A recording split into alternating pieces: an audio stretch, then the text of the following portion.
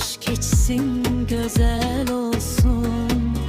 Kederle gem her zaman bizlerden uzak olsun.